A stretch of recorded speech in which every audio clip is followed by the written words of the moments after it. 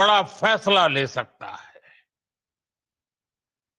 लेकिन जब देश एकजुट होता है, नेशन फर्स्ट की भावना से भरा होता है, राष्ट्र सर्वोपरि होता है, तो फौलादी फैसले लिए जाते हैं, परिणाम लाकर दिखाए जाते हैं। जब पाकिस्तान में आतंक के अड्डों पर भारत की मिसाइलों ने हमला बोला, भारत के ड्रोन्स ने हमला बोला, तो आतंकी संगठनों की इमारतें नहीं, बल्कि उनका हौसला भी थर्रा गया। बहावलपुर और मुरिद के जैसे आतंकी ठिकाने एक प्रकार से ग्लोबल टेररिज्म की यूनिवर्सिटीज रही है। दुनिया में कहीं पर भी जो बड़े आतंकी हमले हुए हैं, चाहे 9/11 हो, चाहे लंदन ट्यूब बॉम्बिंग हो, या भारत में दशकों से जो बड़े बड़े आतंकी हमले हुए हैं, उन सब के तार कहीं ना कहीं आतंक के इन्हीं ठिकानों से जुड़ते रहे हैं। आतंकियों ने हमारी बहनों का सिंदूर उजाड़ा था, इसलिए भारत ने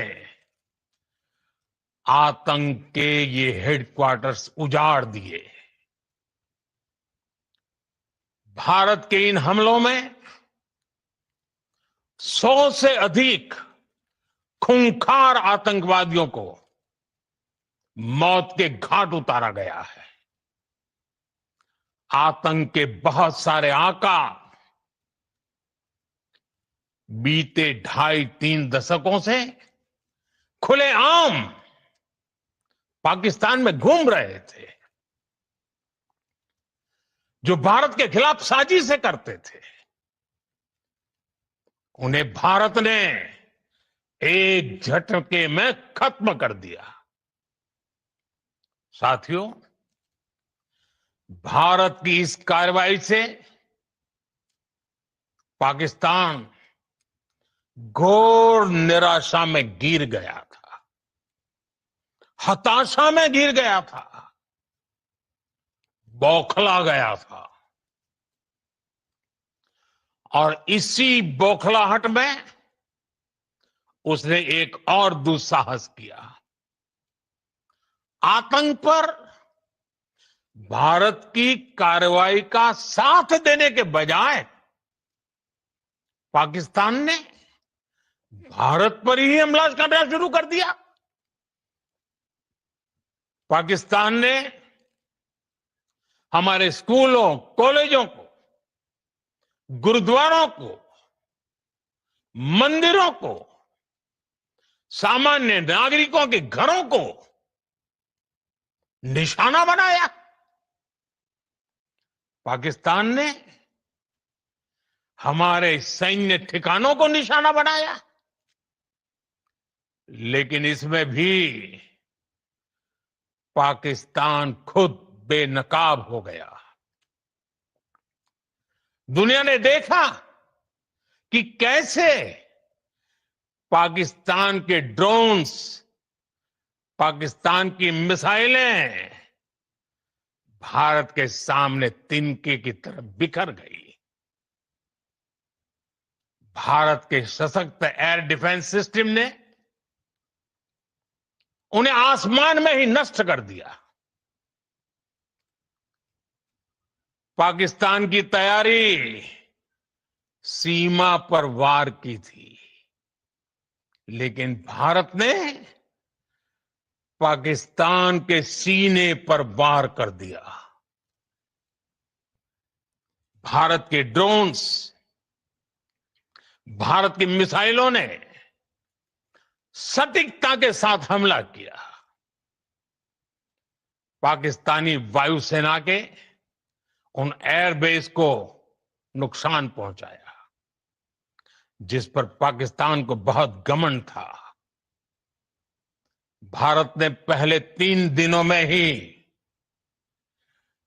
पाकिस्तान को इतना तबाह कर दिया जिसका उसे अंदाजा भी नहीं था। इसलिए भारत की आक्रामक कार्रवाई के बाद पाकिस्तान बचने के रास्ते खोजने लगा। पाकिस्तान दुनिया भर में तनाव कम करने के लिए गुहार लगा रहा था और बुरी तरह पीटने के बाद इसी मजबूरी में 10 मई की दोपहर को पाकिस्तानी सेना ने हमारे डीजीएमओ को संपर्क किया। तब तक हम आतंकवाद के इंफ्रास्ट्रक्चर को बड़े पैमाने पर तबाह कर चुके थे। आतंकियों को मौत के घाट उतार दिया गया था। पाकिस्तान के सीने में बसाए गए आतंक के अड्डों को हमने खंडहर बना दिया था। इसलिए जब पाकिस्तान की तरफ से गुहार लगाई गई, पाकिस्तान की तरफ से जब ये कहा गया कि उसकी ओर से आगे कोई आतंकी गतिविधि और सैन्य दुस्साहस नहीं दिखाया जाएगा, तो भारत ने भी उस पर विचार किया। और मैं फिर दोहरा रहा हूं, हमने पाकिस्तान के आतंकी और सैन्य ठिकानों पर अपनी जवाबी कार्रवाई को अभी सिर्फ स्थगित किया है। आने वाले दिनों में हम पाकिस्तान के हर कदम को इस कसौटी पर मापेंगे कि वो क्या रवैया अपनाता है। साथियों, भारत की तीनों सेनाएं, हमारी एयरफोर्स, हमारी आर्मी और हमारी नेवी, हमारी border security force BSF, Bharat के अर्धसैनिक बल लगातार अलर्ट पर है। सर्जिकल स्ट्राइक और एयर स्ट्राइक के बाद अब ऑपरेशन सिंदूर आतंक के खिलाफ भारत की नीति है।